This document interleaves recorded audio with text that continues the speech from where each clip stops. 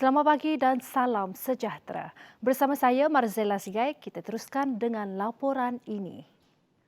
Melihat keadaan negara yang masih dilanda pandemik COVID-19 pada ketika ini adalah tidak sesuai untuk membuka pintu masuk Sarawak.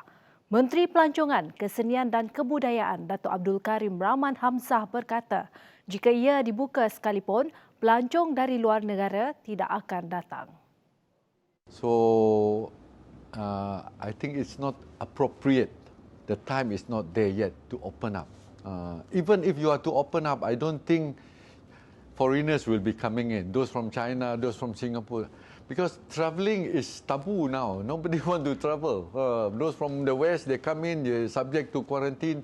So when you are placed with this kind of restriction, it will not open up people to travel. Beliau berkata demikian bagi mengulas cadangan bekas Menteri di Jabatan Perdana Menteri Datuk Seri Abdul Rahman Dahlan menerusi Facebook untuk membenarkan interstate travel atau perjalanan antara negeri ke Sabah dan Sarawak. Sementara itu, Karim turut menyatakan kesediaannya untuk menjadi yang pertama menerima suntikan vaksin COVID-19. Baginya, ia adalah satu cadangan yang baik memandangkan wakil rakyat sering turun padang berjumpa dengan rakyat.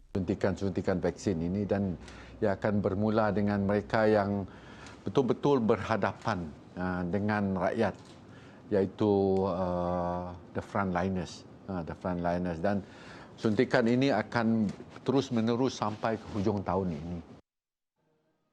Pengesanan jangkitan COVID-19 baharu dari sumber tidak diketahui yang tidak dapat dikaitkan dengan kluster menjadikan usaha untuk menghentikan penyebaran virus lebih mencabar.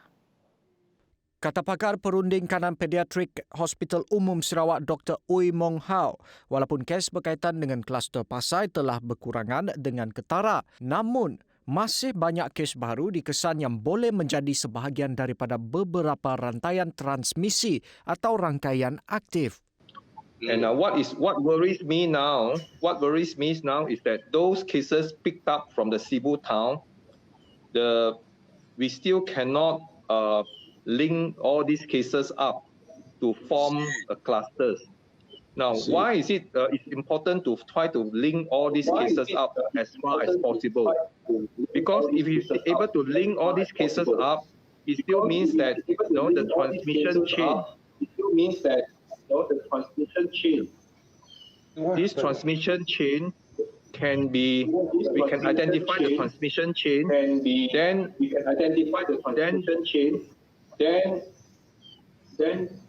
Then there's a possibility for us to cut the transmission chain. Buat masa ini adalah penting untuk melakukan pengesanan kontak sebanyak dan secepat mungkin untuk melihat apakah ada cara untuk menghubungkan kes-kes ini. Sebanyak 2,437 institusi pendidikan awal kanak-kanak di Sarawak tidak dibenarkan beroperasi pada ketika ini. Ia susulan pelaksanaan Perintah Kawalan Pergerakan PKP dan PKP bersyarat PKPB. Daripada jumlah berkenaan, 325 institusi pendidikan awal kanak-kanak tidak dibenarkan beroperasi di Sibu yang dilanjutkan pelaksanaan PKP sejak 27 Januari lalu. Kata Menteri Kebajikan, Kesejahteraan Komuniti, Wanita, Keluarga dan Pembangunan Kanak-kanak, Datuk Seri Fatimah Abdullah. Bagi bahagian lain, sebanyak 1,006 merupakan prasekolah di bawah Jabatan Pendidikan Negeri Sarawak, 991 buah institusi pendidikan awal kanak-kanak di bawah Jabatan Kemajuan Masyarakat Negeri Sarawak, 105 buah tabika di bawah Jabatan Perpaduan Negara dan Integrasi Nasional Sarawak serta 10 buah tadika sedidik yang tidak beroperasi dalam tempoh PKPB. Sementara itu, tambahnya taska dan tadika swasta yang lain masih beroperasi dengan pematuhan ketat prosedur operasi standard SOP yang sedia ada. Di mana semua pengusaha atau penyelia perlu memastikan kehadiran kanak-kanak adalah 50% daripada kapasiti ruang yang ada di setiap institusi. Dan semua pendidik atau pengasuh atau kaki tangan mesti menggunakan pelitup muka, begitu juga kanak-kanak.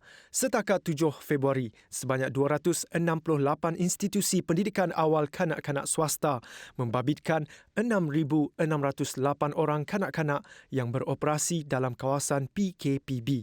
Ini merangkumi 68 buah institusi pendidikan awal kanak-kanak dan 2,262 orang kanak-kanak di zon merah.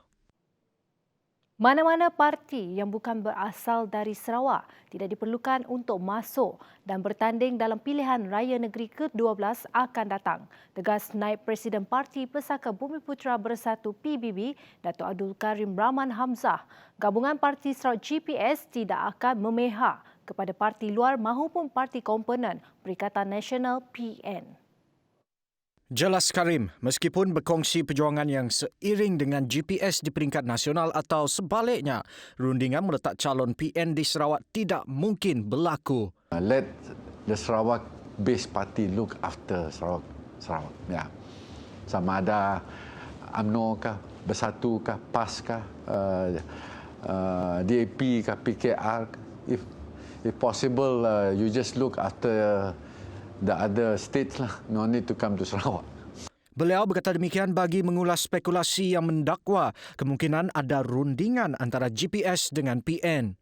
Ini susulan satu paparan video tular di media sosial menunjukkan bendera PN sedang dicetak dan dikaitkan dengan persiapan untuk PRN Sarawak. Tambah Karim, kandungan video itu tidak mengejutkannya memandangkan tempoh penggal Dewan Undangan Negeri Sarawak akan berakhir menyebabkan PRN Sarawak perlu diadakan. Beliau juga tidak menolak kemungkinan semua parti politik sudah membuat pelbagai persiapan awal untuk berkempen dalam PRN Sarawak nanti. Berdasarkan Perlembagaan Negeri, PRN 12 Sarawak perlu diadakan dalam tempoh 60 hari dari tarikh DUN dibubarkan di mana penggal ke-11 DUN Sarawak akan tamat pada 6 Jun. Bagaimanapun, sebarang pilihan raya tidak boleh diadakan selepas yang di-Pertuan Agong Al-Sultan Abdullah Riayatuddin Al-Mustafa Billah Shah memperkenankan proklamasi darurat sehingga 1 Ogos ini. Perkembangan COVID-19. Dua lagi kes kematian baharu COVID-19 melibatkan warga emas berusia 66 tahun dan 54 tahun di Sibu pada Selasa menjadikan jumlah kematian meningkat kepada 55 kes. Manakala 111 kes positif COVID-19 dikesan di Sarawak menjadikan jumlah keseluruhan kes meningkat kepada 5,871. Daripada jumlah tersebut, Sibu mencatatkan kes tertinggi dengan 54 kes, diikuti Miri 21 kes, Bintulu 12, Dalat 7, Kanawit 6, Kapit 5 kes. Sementara itu, Beluru dan Kuching masing-masing mencatatkan 2 kes manakala Lawas dan Betong 1 kes. Sarawak masih lagi aktif dengan 15 kluster di mana kluster seruas Beluru, kluster Junheng Bintulu, kluster Rakut Miri terdapat penambahan kes baharu. Daerah Simunjan telah kembali berstatus hijau dari status kuning. Pada masa yang sama, daerah Kuching pula telah bertukar status daripada status jingga kepada status kuning. Dalam pada itu, negara mencatatkan 2,764 kes baharu COVID-19 dilaporkan pada Selasa menjadikan jumlah keseluruhan kes kini ialah sebanyak 248,316 kes. Daripada jumlah itu, sebanyak 6 kes import dilaporkan yang menerima jangkitan daripada luar negara manakala selebihnya merupakan kes tempatan. Ketua Pengarah Kesihatan Tan Sri Dr. Noor Hisham Abdullah berkata, kes aktif dengan keboleh jangkitan COVID-19 kini sebanyak 50,841 kes. Sebanyak 13 kes kematian baharu turut dilaporkan, menjadikan jumlah kumulatif kes kematian kini adalah sebanyak 909 kes. Sementara itu, jumlah kes sembuh terus catat peningkatan sebanyak 3,887 kes, menjadikan jumlah kumulatif kes sembuh kini sebanyak 196,566 kes. Pengguna perlu bijak dalam mengurus keuangan. Bezakan keperluan dan kehendak terutamanya ketika membuat pembelian semasa perayaan dalam tempoh pandemik yang mencabar ini. Presiden Persatuan Suara Konsumer Sarawak Michael Tiong Kia Hung berkata, pengguna sendiri mesti tahu mengawal perbelanjaan harian mereka. Pembelian yang bijak adalah disarankan kepada pengguna dan tidak melampaui batas kemampuan diri sendiri. Jadi saya menyerulah pengguna untuk berhati-hati dalam spending dia, dalam perbelanjaan harian dia. Kalau boleh jangan berbelanja sesuka hati dan jangan melebihi apa yang diperlukan. Sebab masa pandemik ini, masa yang testing time, challenging time for everybody. Kita mungkin tak tahu impact ini, tapi dalam jangka masa panjang, ia akan memberi kesan yang buruk.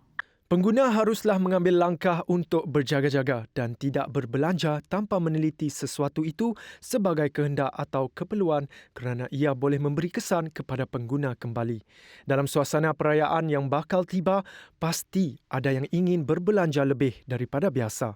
Namun, sentiasalah menjadi pengguna yang bijak, utamakan perkara yang perlu agar tidak menyesal di kemudian hari.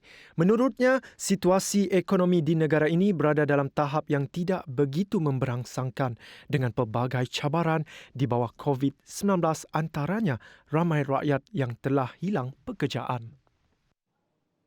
8 mangsa termasuk seorang bayi berdepan dengan detik cemas selepas kediaman mereka di Taman Suryajaya Jalan Matang Kuching terbakar awal pagi tadi. Jurucakap Pusat Gerakan Operasi Bomba Sarawak berkata kebakaran berlaku sekitar jam 5.15 pagi membabitkan bangunan flat 4 tingkat. Dipercayai 5 mangsa lain mengalami kecederaan selepas terjun dari bangunan untuk menyelamatkan diri sendiri, sementara pasangan suami isteri termasuk seorang bayi yang terperangkap dalam kebakaran berjaya diselamatkan. Walau bagaimanapun, kebakaran itu turut memusnahkan 7 buah motosikal dan kebakaran masih di dalam siasatan. Sekian sahaja dari saya, Marzella Sigai, untuk Ringkas TVS. Salam hormat dan jumpa lagi.